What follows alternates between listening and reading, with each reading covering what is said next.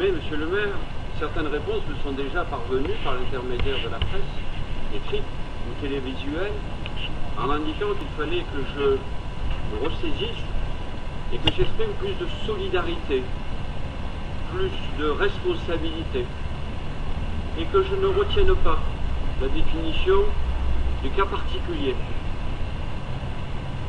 Et je structurerai mon propos à la fois sur le plan politique et sur le plan technique. Je partage les propos qui ont été tenus sur la solidarité, mais il est fort dommage que l'on atteigne ce rapport sur le PLU pour comme rappel à la solidarité politique.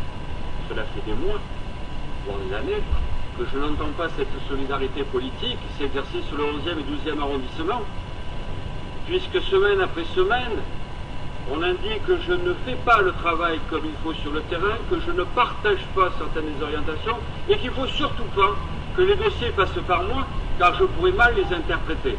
Mieux que ça, Madame la députée s'est exprimée publiquement pour dire qu'on devait suivre un expert en matière d'urbanisme, qui est votre conseiller municipal délégué aux opérations funéraires, qui était le seul habilité à traiter les questions du PLU.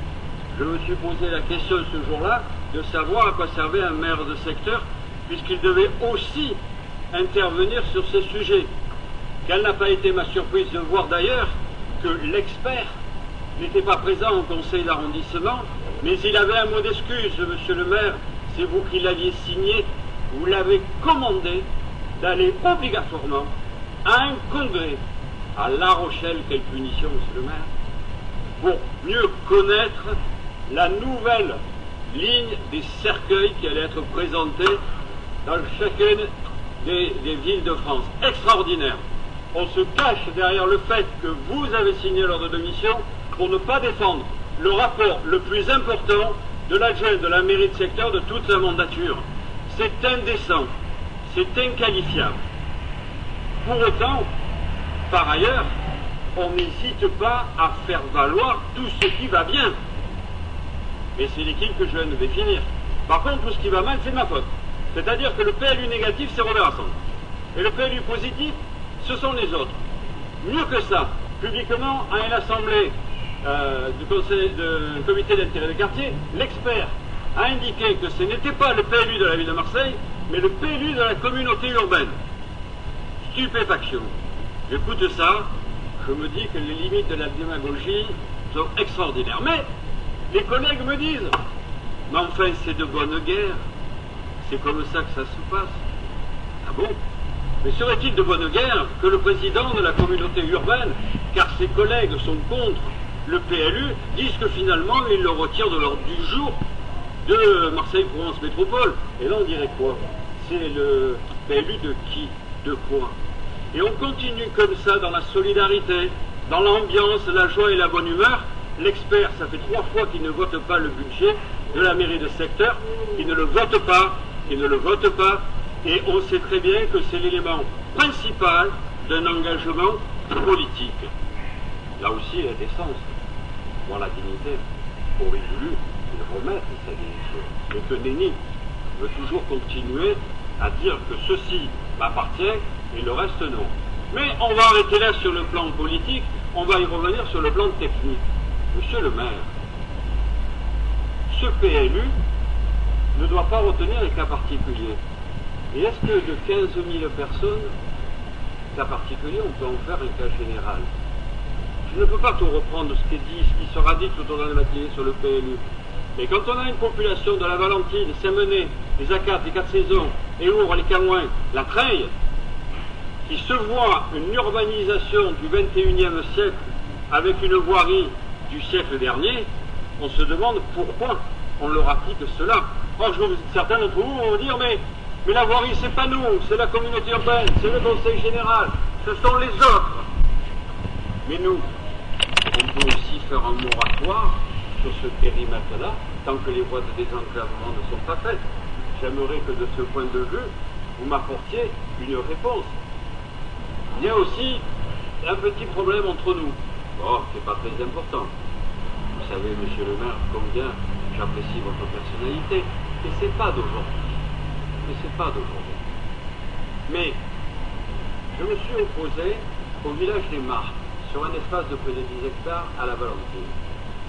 Une fois que c'est passé, les élus, les fonctionnaires m'ont indiqué, oui peut-être, il n'y a pas de voirie, il n'y a pas de transport, la zone est inondable. Bien ça va, on a compris, c'est pas comme ça qu'il faut faire, mais c'est bien, on a compris. Et je me suis dit, on attendra que nenni. Quelques mois à peine, un nouveau projet arrive. Et on me dit, non mais t'inquiète pas, on ne peut pas refuser à un privé de proposer des dossiers. Eh bien, j'écoute, je suis. Et qu'est-ce que je constate? Que vous donnez des instructions à votre représentant pour voter favorablement à la commission départementale des activités commerciales l'implantation de 30 à 35 000 m² de surface commerciale à cet endroit. Et je dirais en langage marseillais, mais que l'on m'a fait une enfumade. Je ne pense pas que ça soit très sympathique quand on parle de solidarité entre nous, de lien, de force commune. Troisième point, je n'ai pas lu, mais je ne suis pas aussi spécialiste que M. Claude Valette, que je remercie d'ailleurs au passage de son travail, de son implication, de sa volonté, de sa détermination sur ce dossier et l'ensemble des collaborateurs de la ville de Marseille et de la gang qui ont travaillé sur ces dossiers. Je n'ai pas lu, mais peut-être qu'on va me dire que j'ai mal lu, au titre de la solidarité d'une population que je représente aujourd'hui qui fait près de 120 000 habitants et qui s'étend sur 4 763 hectares. Deux zones retenues au PLU, pour les 10-15 ans qui arrivent, pour accueillir les gens du voyage.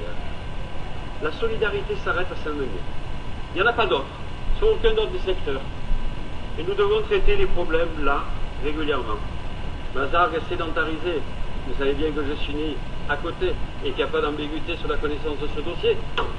Mais, monsieur le maire, dans quelques jours, il va en arriver 300, 400 qui vont s'installer que là et qui vont pourrir, monsieur l'adjoint, le terrain de sport qui sont juste à côté, comme chaque année. Et le seul qui va aller les voir, qui va discuter avec la population de tous les quartiers environnants, c'est celui qui est maire, parce que c'est de sa faute. Et là, l'ambiguïté, elle est voulue, maire et maire, il n'y en a pas d'autres. Ils vont nous dire pourquoi vous ne l'avez pas fait, pourquoi vous n'avez pas anticipé, pourquoi vous ne faites rien sur ces questions-là. Et on va dire, mais non, mais ça va passer, ça dure que le temps des Saintes-Maries de la Mer, mais après ça va revenir. Après ça va revenir pour tous les licenciés des clubs.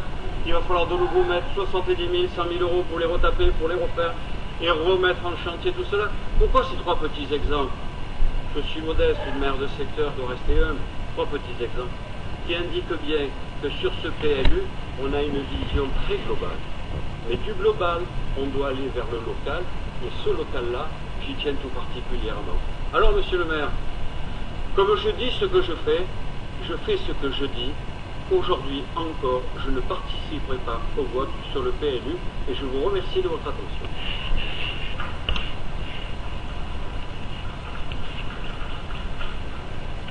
Monsieur Coppola,